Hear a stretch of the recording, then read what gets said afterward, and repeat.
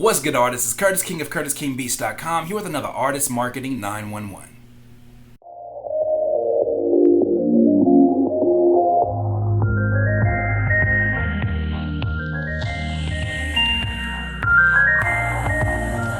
Artists, today we're going to talk about killing something I like to call the free mentality. The mentality that, hey, I'm talented, I'm an artist, I've been doing this for a while, and I deserve things for free. I'm going to tell you why I feel like that's more of a weakness than it is a strength. I'm going to tell you why it's actually counterproductive in getting help from other people. I'm going to explain to you how it's detrimental to your business and your potential money flow. Firstly, the longer you prolong investing into people and investing into things that can contribute to your growth, well, the longer you're going to prolong your impending growth, the longer you're going to prolong your impending success. It's just one of those things you can't get past. I don't care how many beats you take off the internet. I don't care how many programs you steal. I don't care how many people you think you're getting off of. I don't care how many people you want to convince that they're part of your team. You're going to have to pay the piper at some point in time. You may not have to pay that person back individually, but what you'll find, and what I found very early in my career, is that you will always have to pay the piper. When I say pay the piper, you're going to forever have to pay back your debts. In some shape or form, it's going to happen. You'll have your car just break down out of nowhere, and it's a brand new car, and you're like, how did I get this $500 repair that I now have to make out of nowhere? It's probably you paying back the debt of something that you've allowed to accumulate in the past. That's just my belief in that. In the very beginning as an artist, I was a lot like a lot of my peers. I didn't have the money. I didn't have any peers that were willing to help me. I had a few homies that were definitely willing to help me, but nobody that was in a position that I wanted to get to was willing to help me. So in order for me to learn the things that I needed, like I needed an album cover, I needed beats, I needed to learn how to make beats, I needed to learn how to record, I needed to record in studio. In order to learn these things, I had to develop a philosophy of going to go get it very early.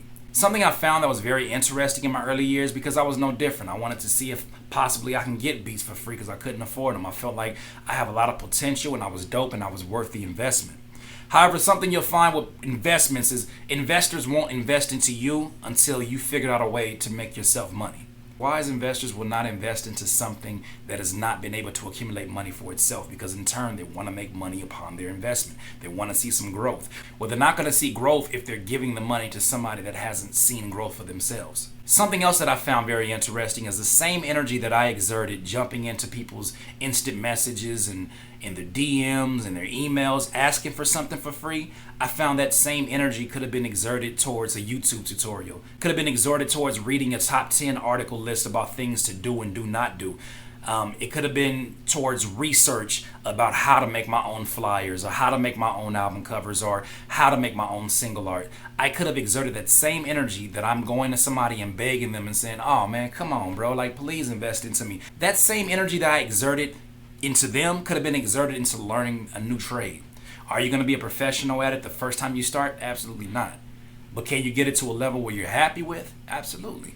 But it all takes time. The same way it took you time to learn how to create your art. The same way it took you time to learn how to write your first verse. The same way it took you time to learn your art, you're going to have to learn somebody else's art if you decide to do it DIY. And I'm telling you, doing it DIY, first, saves you money in the beginning. And two, it actually makes you a little bit more of an expertise in terms of things to ask for. So imagine hiring a graphic designer and not being able to tell him, oh, I want to have an overlay. I want to have certain colors that interact with one another. Well, you're not going to know what you're talking about unless you can, in his language, explain what exactly it is that you want.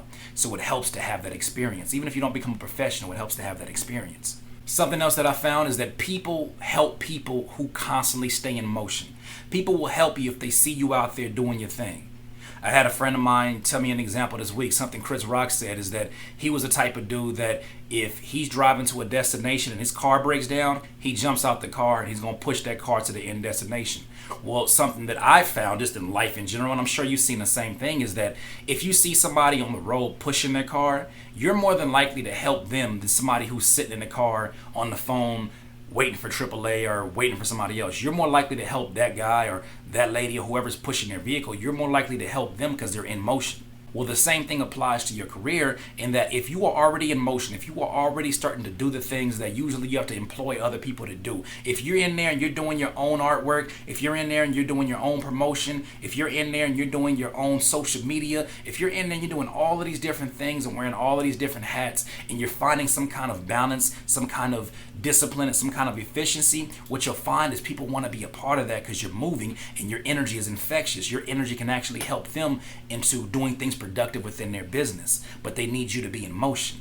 I think the biggest point that I'm trying to make is that you are not entitled to the services of another human being for free simply because you're talented. That's not a good enough reason. And something that I live by and I consider it fact, and I don't know if you're a spiritual individual, but I believe that there is a law in the universe that if you do take advantage of people, or if you use people, it will always come back and you will always be a slave to them until you pay off your debt. I am a firm believer in that, and I do believe that if you do not find a way to pay that back, you're going to pay it back in a way that you would least expect, in a way that's going to hurt you. It may not be financially. So pay people for their services, because if they're giving you a service that's of value, pay them what they deserve.